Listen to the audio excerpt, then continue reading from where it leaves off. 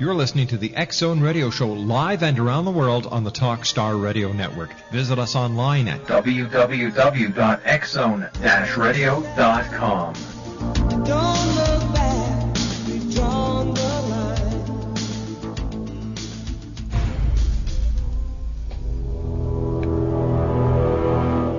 The X Zone.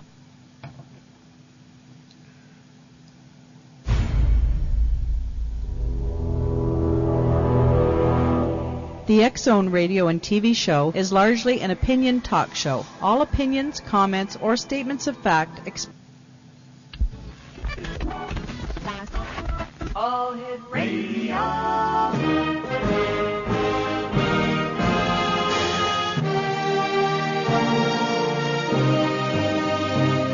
Welcome to the X Zone, a place where fact is fiction and fiction is reality. Now, here's your host, Rob McConnell.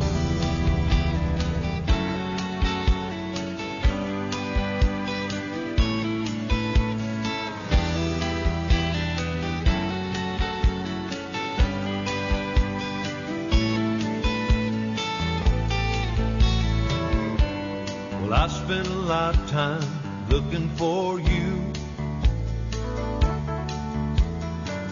Single bars and good time lovers were never true. Playing a fool's game, hoping to win, and telling those sweet lies and losing again. I was looking for love in all the wrong places, looking for love in too many faces, searching their eyes, looking for traces of what I'm dreaming of, hoping to find a friend and a lover. I'll bless the day I discover another heart looking for love.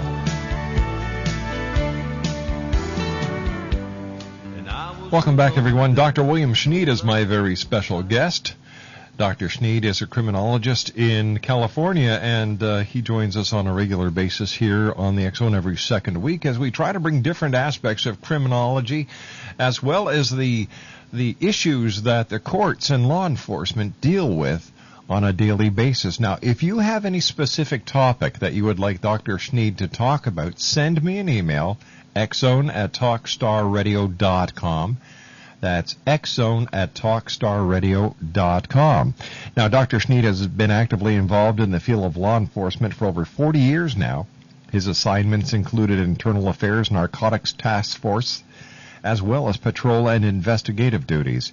He taught at the Rio Hondo Regional Police Academy on officer survival and ethics. He has consulted with and been assigned to various federal agency and task forces during the past 40 years, and he has been routinely appointed by the Los Angeles County Superior and Municipal Court judges as an expert in alternative sentencing and narcotics. And joining me now from Marina Del Rey, California, is Dr. William Schneid. And Bill, how are you this evening? Great, Rob. Thanks a lot. I had a paranormal epiphany just a few minutes ago. I think in a former life you were a disc jockey. You think so? Yes. I didn't know that you studied the paranormal. Hey. I understand you read aloe leaves, but... Yeah, aloe vera leaves. Aloe vera leaves. That's right. No, the paranormal, we have, in law enforcement, have used psychics in the past when it comes to missing persons, when it comes to homicide cases. This is not an infrequent thing. Paranormal openings through recognized psychics have been used for at least the past decade, if not more. Some of which have revealed amazing results. I used to know a lady who worked very closely with the Boston Police Department, Bev Jenkins. She founded an organization called USPSI, And the members of USPSI still today run the organization, and they are lawyers and police officers who have psychic abilities. Well, there's no question that it's an arena that we try to avoid in the sense of the public's perception of using a psychic for the purpose of law enforcement investigations or as a tool. But we would be foolish to exclude any potential tool that can help us in finding a killer, or finding a missing child, or dealing with serial killers. We don't have to know how they do it. All they have to do is produce evidence that sends us down a path that results in a positive outcome.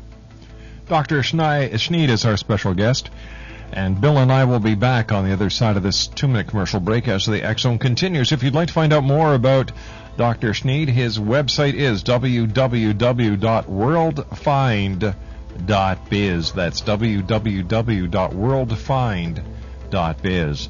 The good doctor and I return on the other side of this 2-minute commercial break talking about abusive relationships in this edition of the X Zone on the Talkstar Radio Network.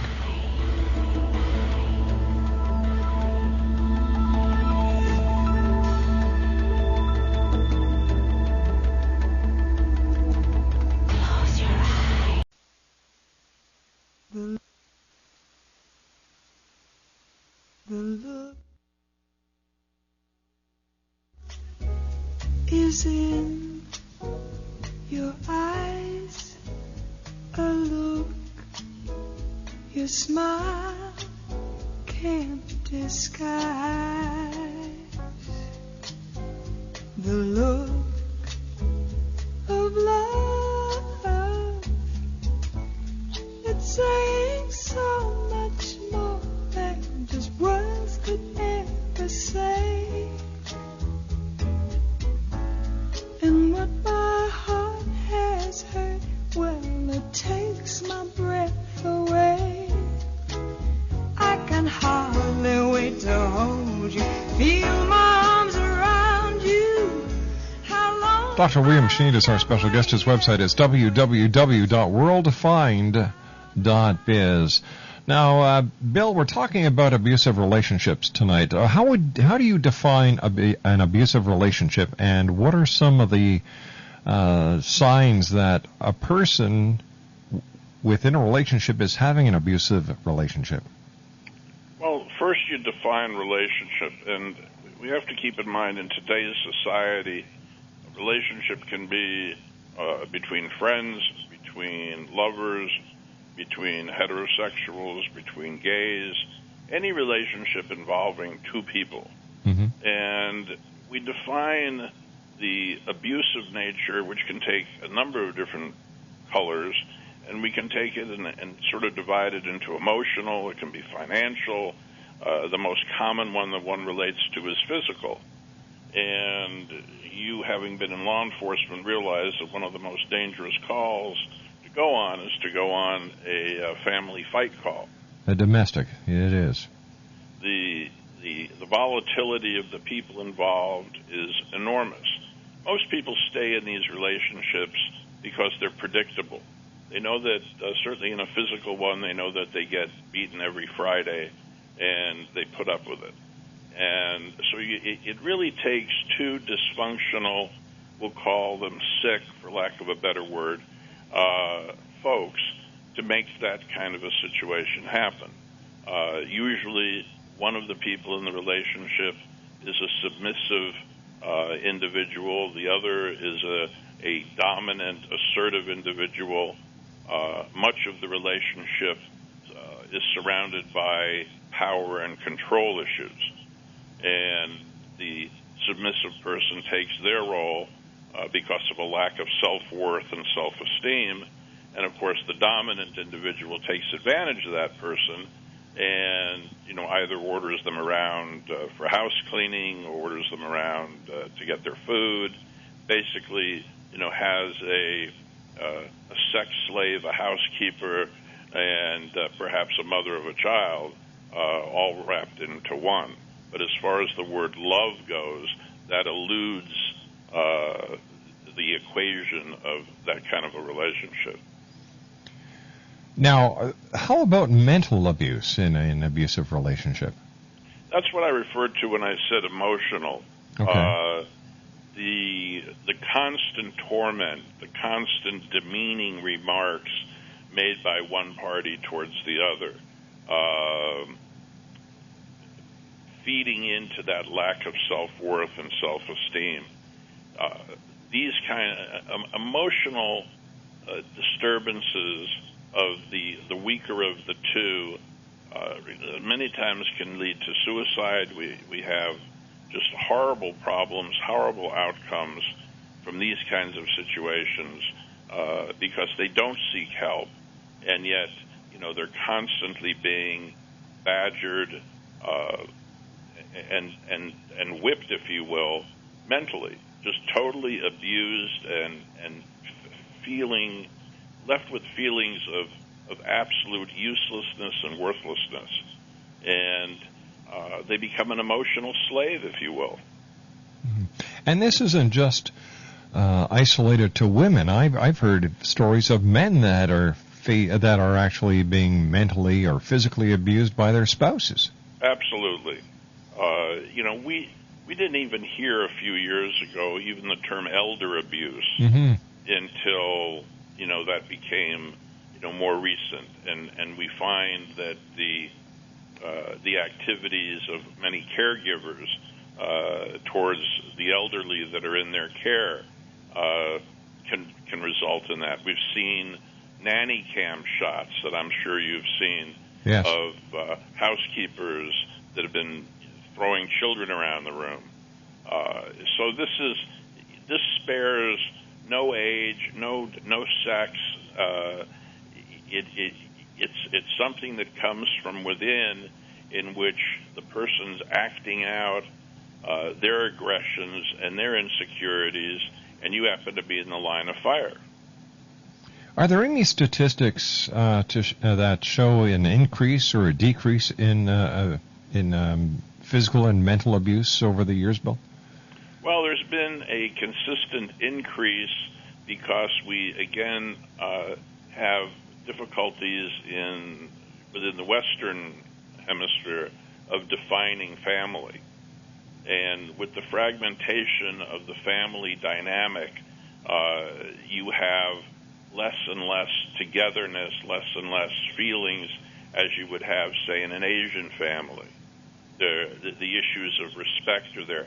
Matter of fact, a lot of Western men will marry Asian women simply because they know that they automatically will get someone submissive, by and large, who's trained and who's been brought up, to be obedient and subservient to the husband. How does this relate to crime in the United States or Canada? Is there any connection between criminal activity and abuse? Well, anybody who is physically abusive certainly has the propensity to be violent in the workplace, violent within social circles. This isn't just restricted, to their significant other.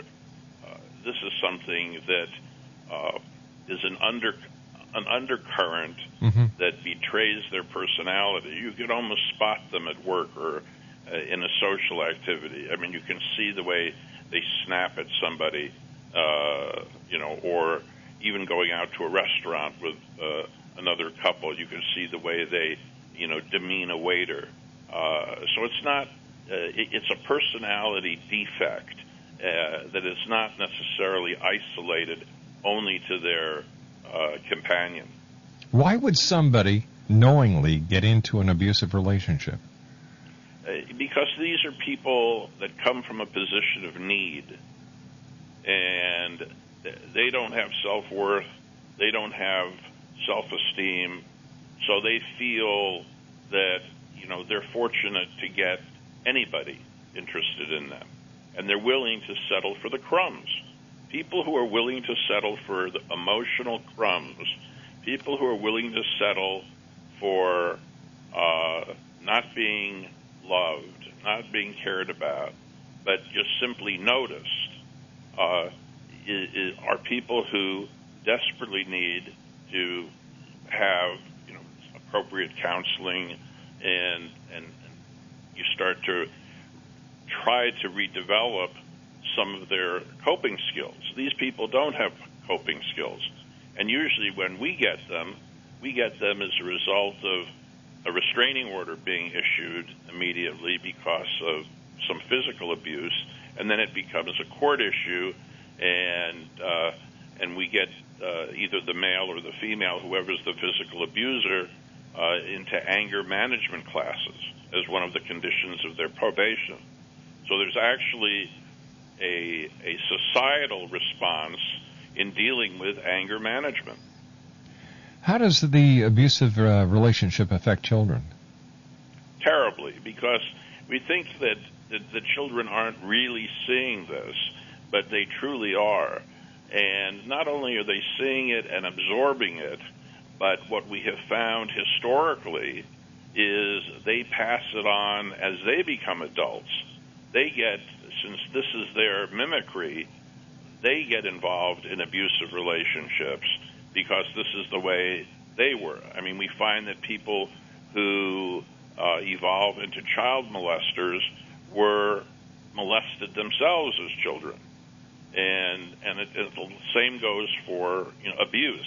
People who were involved with emotional abuse or physical abuse as children wind up being in those kinds of relationships again. It's almost it's certainly not genetic, but it's passed on from generation to generation. 1-877-528-8255 is toll-free throughout the U.S., Canada, Alaska, and Hawaii. My special guest this hour is Dr. William Schneid. We're talking about abusive relationships, X-Zone Nation. If you'd like to share a story with us, or if you have a question for the doctor, give me a call at 1-877-528-8255. Bill, are there any of the newcomers to America who are more susceptible to mental or physical abuse than others? Well, I mean, certainly the U.S. is a potpourri of people. Mm-hmm. And again, I think with our society being as fragmented as it is, it's very difficult to get the warm fuzzy out of people. The whole emotional response of males towards males, or even males towards females, it's very different than Europe, very different than Canada, certainly Europe and certainly Canada. I mean, we are, by and large, a fairly cold society, and this is just simply how we are raised. We don't do a very good job of parenting, unfortunately, and there's no parenting classes that really teach people. So they inherit their methodology based on how they were brought up, which doesn't necessarily mean that they were brought up in any great way. So they pass that on, not realizing the impact that that's having on their kids. So we have kids that wind up abusing or bullying. I mean, you certainly have heard of that. Sure have. Andy Williams bullied at a high school in San Diego. He was the victim. He was peed upon in a urinal by all these guys because he was the new student in town. And he ultimately came back with a weapon and killed 2 and wounded, I think, 12. And he's now doing, life. Bill, stand by. We've got to take our news at the bottom of the hour. Dr. William Schneid is our special guest. www.worldfind.biz. The good doctor and I return after the news as the X-Zone continues right here on the Talkstar Radio Network from our studios in Hamilton, Ontario, Canada. Can't walk. I can walk, but not very far. I can't even stand anymore. And it gave me no freedom. If you or a loved one suffer from limited mobility, we have incredible news. Now you may qualify for your very own new Invacare power chair or scooter at little or no cost to you. Call Mobility Products Unlimited right now to begin your free pre-qualification process. Invacare's powered mobility products are comfortable, stylish, easy to maneuver, and go anywhere. And yes, you can get back out there too with Invacare. So pick up the phone and call Mobility Products right now, risk-free. Their friendly specialists handle all the paperwork and make it fast and easy to begin the pre-qualification process for your very own Invacare power chair or scooter. You could get yours within just days. There's no pressure, no obligation, no cost for the call. And your satisfaction is guaranteed. So if you're stuck at home, call 1-800-594-5356 right now. Friendly mobility specialists are standing by. Amethyst works with your guides, angels, and spirit animals to assist you in catalyzing your inner healer, clearing your psychic and spiritual debris, integrating your lost soul parts, illuminating your journey, energizing your spirit, opening your psychic senses, exercising your multidimensional gifts, activating your purpose, empowering your soul, validating your experiences, navigating life's transitions, guiding your process, awakening your spiritual essence, balancing your energies, tapping into the creative flow, realizing your dreams, visioning your destiny, dreaming your world into being who you really are. Amethyst is an X-Zone iPod partner and can be visited online at www.answersfromyourangels.com or from your X-Zone iPod by touching the Angels widget on the main screen. Amethyst. www.answersfromyourangels.com. Hi, this is Ken Elliott. When I'm floating around the universe, I always try to tune in to Rob McConnell. Hi, ho there, Trinity Frog on Sesame Street. When I want to find out what's going on with UFOs or ghosts, I listen to the X-Zone with Rob McConnell. This is Les Corrigan from Target Internet Development. You're listening to Rob McConnell on the X-Zone Radio Show.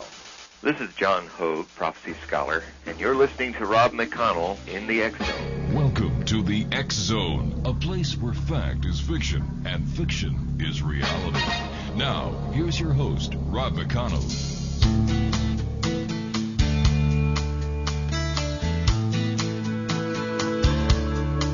Well, she seemed all right by dawn's early light, though she looked a little worried and weak. She tried to pretend he wasn't drinking again, but Daddy left the proof on her cheek. I was only 8 years old that summer, and I always seemed to be in the way. So I took myself down to the fair in town on Independence Day.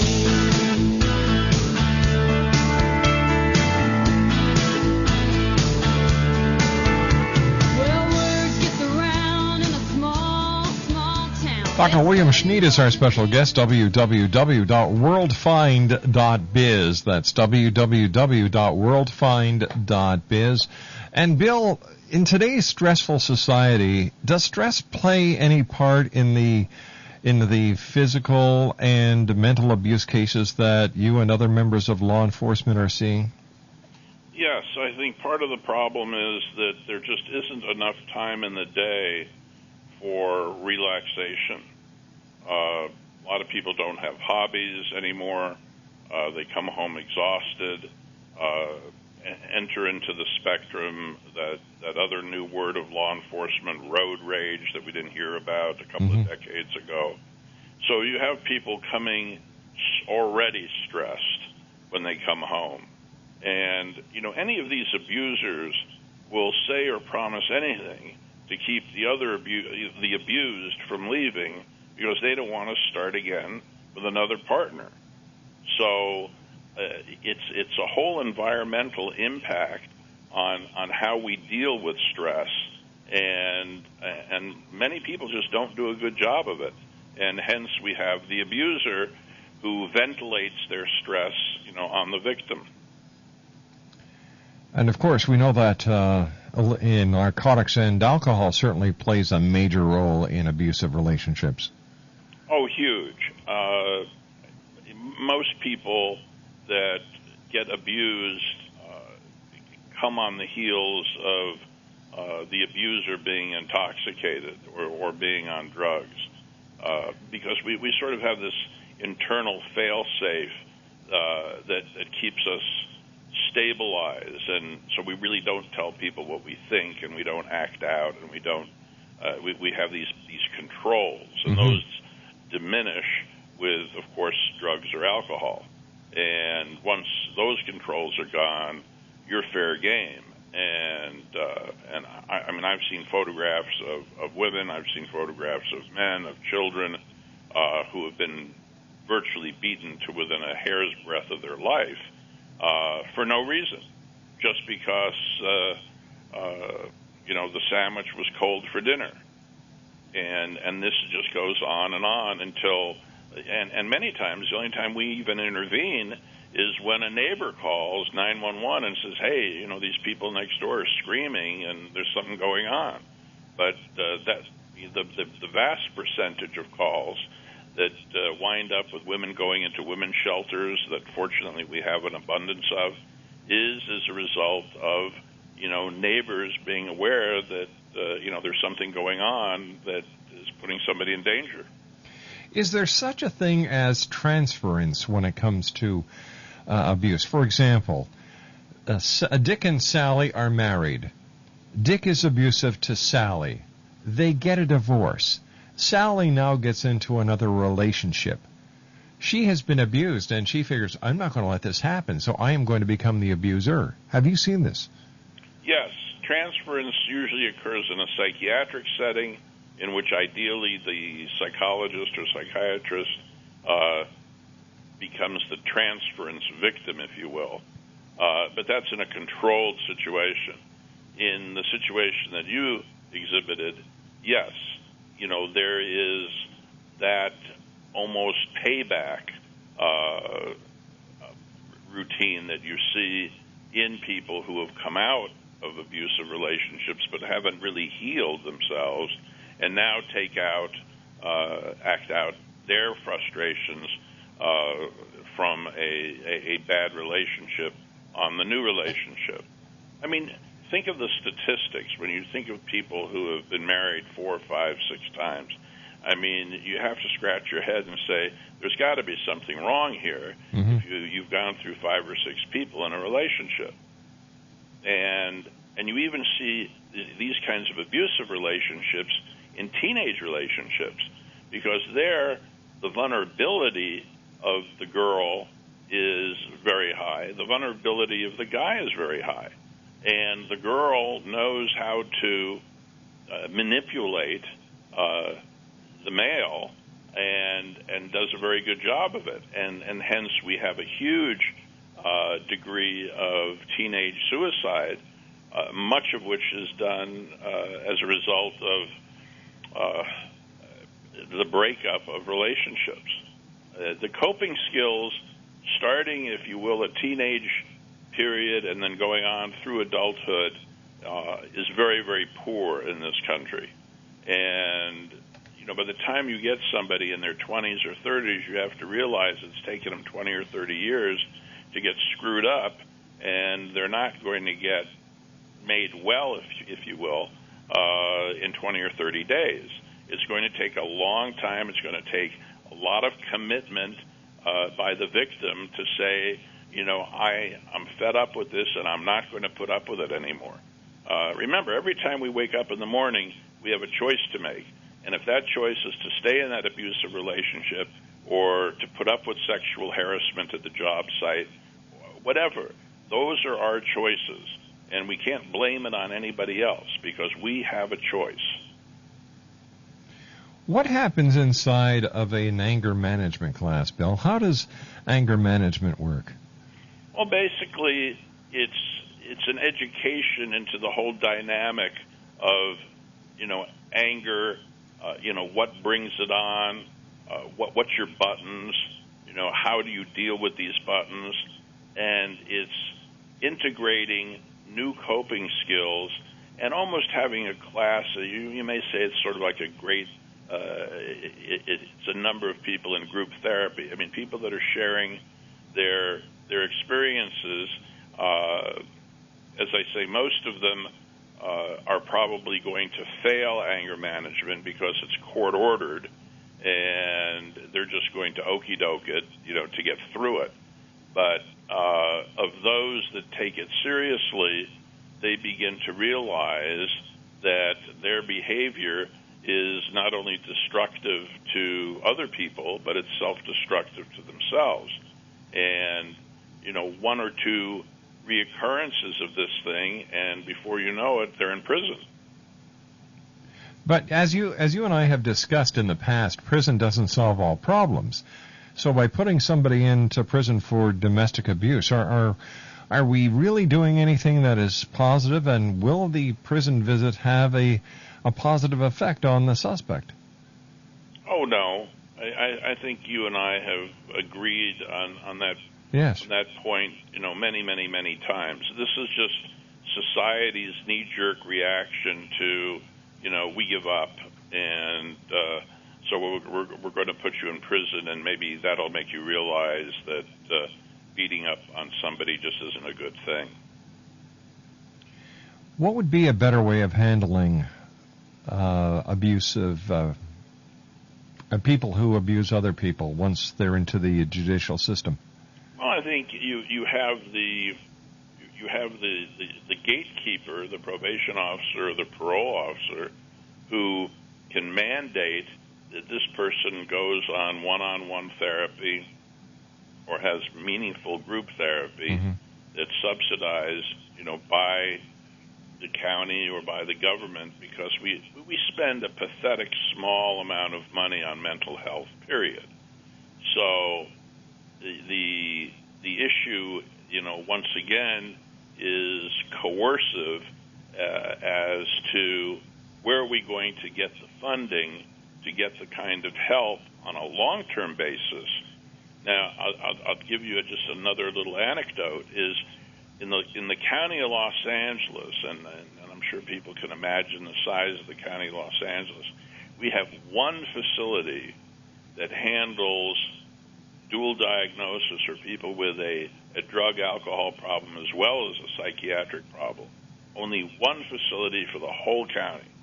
Unless you're wealthy, and then there's many facilities. But if you're indigent, you have no place to go. And the waiting list is about 6 months when last I checked. So for 6 months, you're going to sit there and be a danger to a relationship as well as, a danger to yourself potentially. This is what happens when suddenly the wife pulls out the butcher knife and says, I'm not going to take it anymore, and kills the husband or the boyfriend. You see these, drama things all the time. There is a point to where they just won't take it anymore. And I think society bears a certain responsibility in saying, are we going to spend money on mental health? Are we just going to keep these people in this sort of silent minority in which they can't readily seek mental health? I had a mental health worker that actually told me, as long as this person is capable of folding towels, we don't feel that there is a mental health issue. And I said, so the new criteria is now folding towels, equates to being normal? I literally couldn't believe what I was hearing. And so this is just, again, it's something that the majority of society washes their hands of. We spoke in an earlier discussion about drug addiction, alcoholism. Society doesn't want any part of it. This is your problem. Deal with it. They believe that this is a willpower issue. It's not a disease issue, but it is. And being an abuser is a disease, and that has to be treated. Now, here we are. Wind up with more dead people around. Here we are in the year 2008, Bill, and you would think that with a lot of the topics that are now discussed openly, that mental health would be one of them, but it seems that mental health is still kept in the closet. It's kept in the closet because there's always a political choice. Do you want books for schools, for inner city children, or would you rather have us build a new facility or homeless schizophrenics. See, the politicians cleverly make these devil deals that they know the electorate is not going to go for. So they will simply spend whatever minimal amount of money they have to, to keep the system functioning, barely. But the caseload alone on the caseworkers is way overwhelming in order for them to give any kind of quality therapy. On the parole level, it's even worse. They won't even have group therapy sessions for parolees unless they're sexual offenders. Anything below that isn't significant enough. And even if you talk to the psychiatrist that's assigned to a prison, he'll tell you, I'm too busy dealing with people that are throwing feces out their windows and banging their heads against the wall to worry about some, emotional disorder. So when you figure you have one psychiatrist for 4,000 inmates in a prison, they're not going to have hour sit-down sessions. No. So this is a look for your listeners to understand that this isn't something that's carried on in the newspapers. This isn't carried on, radio. It is through your talk show, fortunately. But the exposure of this kind of stuff just really, is below the radar. I mean, we're worried about, an election year. We've got other things on our plate. We've got a war going on. So there's a lot of things to distract the public that will always hamper us trying to do better things, for, a criminal population or a mentally ill population. How does law enforcement within the city of Los Angeles handle domestic abuse calls? Well, basically, they send a special. They sometimes, if they have the luxury, they'll send a specialized unit where somebody has been a crisis officer trained, and they now have the ability to issue an immediate restraining order, or what we call a keep-away order, and that will be in effect until a formal court hearing on the temporary restraining order. But that can be at least issued immediately. Before, you had to petition the court, have a hearing date, and all of that. And it was frustrating from a law enforcement standpoint because all you could do is you would go there to keep the peace, and you would ask the husband, well, can't you stay at a friend's house for the night? And they would agree to do that, and this thing would happen all over again the next day. Mm-hmm. But there was no power of having a TRO issued.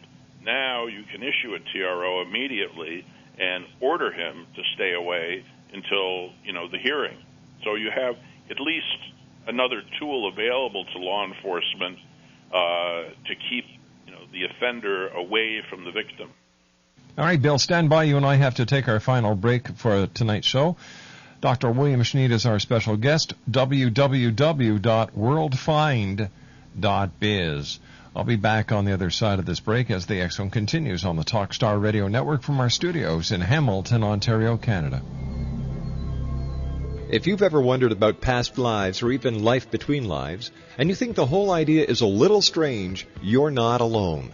Dr. Georgina Cannon, author of the books Return, Past Life Regression, and You, and her latest book, Discovering the Interlife, writes her books to remove the woo-woo from these regression protocols and to show the therapeutic benefit and opportunities that happen with these journeys.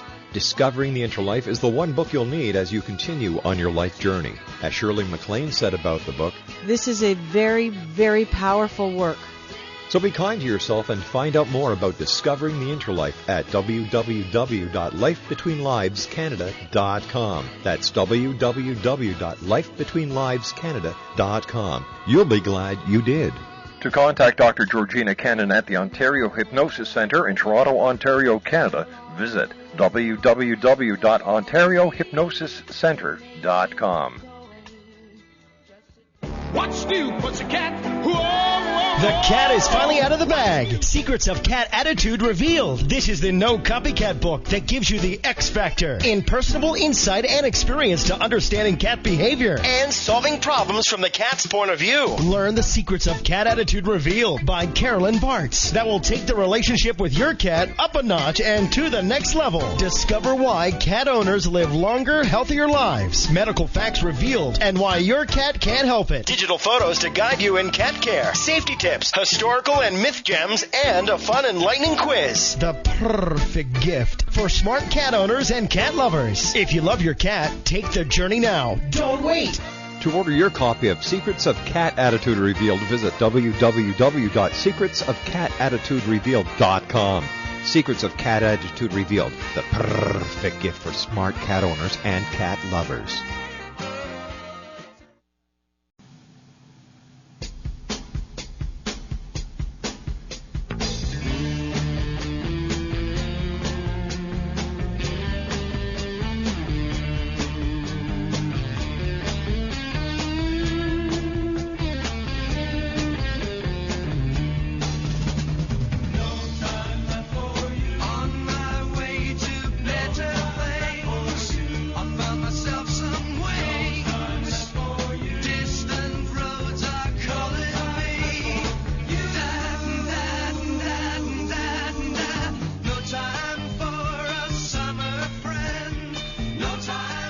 And welcome back, everyone. My guest this hour is Dr. William Schneid.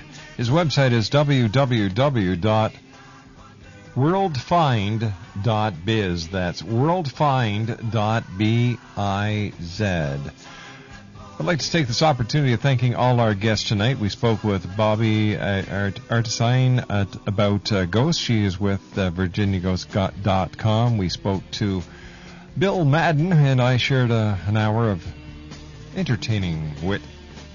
And then Elizabeth Joyce joined us. We were talking about her new book that's coming out. And, of course, our final guest this hour, Dr. William Schneid. We're talking about abuse.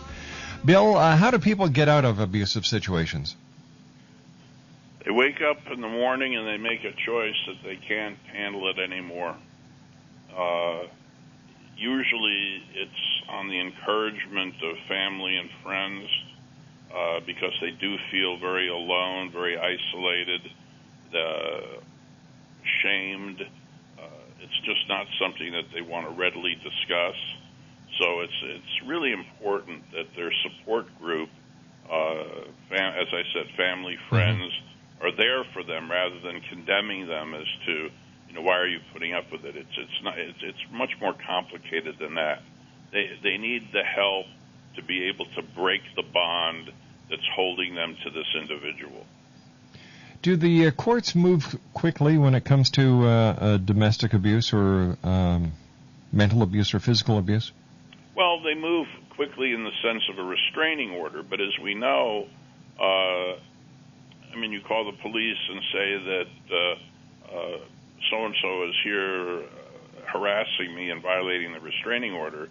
It's still a low priority thing, and by the time the police get there and haul them away, who knows what kind of damage has occurred. So it's still not a fast-track thing. Elder abuse, which we could deal with some other time, that is fast-tracked because the belief is that the victim, will die quickly. Yes. So we need to just fast-track this stuff so that these people are separated from these people permanently, and that they're given a chance to rebuild their lives. And of course, one of the ways we could do this is by making sure that the budgets are increased so that there can be more law enforcement officers and more judges. I can't agree with you more. That and treatment. Treatment's a big part of it all. Bill, I want to thank you very much for joining us tonight. Look forward to talking to you in 2 weeks from tonight. So until then, my friend, be safe. And thanks to you and all the other law enforcement officers for the great job you do. And you stay safe, and hail Canada. Take care, Bill. Bye-bye now. Dr. William Schneid joins us every second week. And abuse, there's no reason for it. There's one other way that we didn't talk about, and that's just calling 911. Speak to your doctor. Speak to a friend. Speak to a relative. You don't have to be abused. There's nothing to be ashamed of. You are the victim.